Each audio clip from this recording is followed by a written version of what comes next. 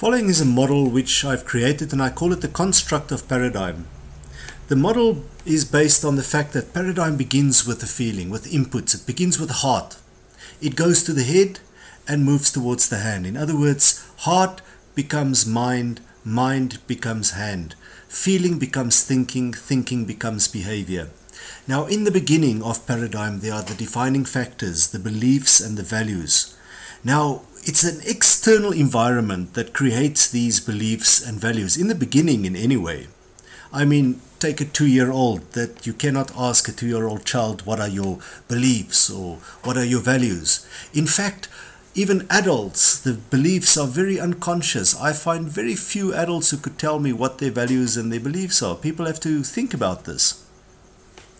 As you grow older, you start creating your own values and beliefs. This is why teenagers are such difficult people, because they have to find their own authority by rejecting the parents' authority.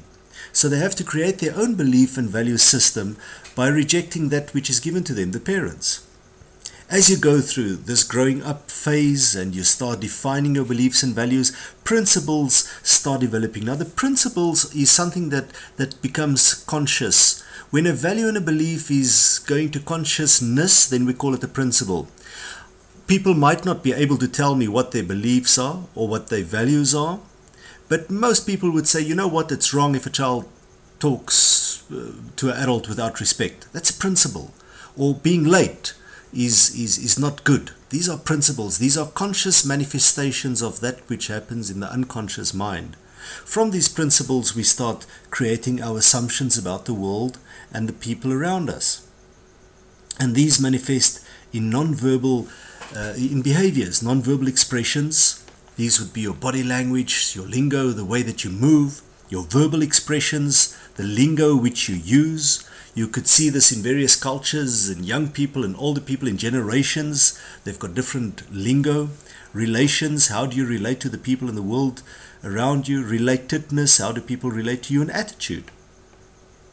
Now the question remains, can you change somebody's attitude? The answer, no, you can't. If you want to change attitude, you have to go back and readjust the beliefs and values which drive that attitude. The problem is never in the person. The problem is always in the beliefs and values that drive that person. And then again, the problem is what you make of it. This problem could be a problem from your paradigm, but not a problem from somebody else's paradigm. I've been in many conversations where people would say, well, you know, these children are undisciplined. They do not listen to their parents, and they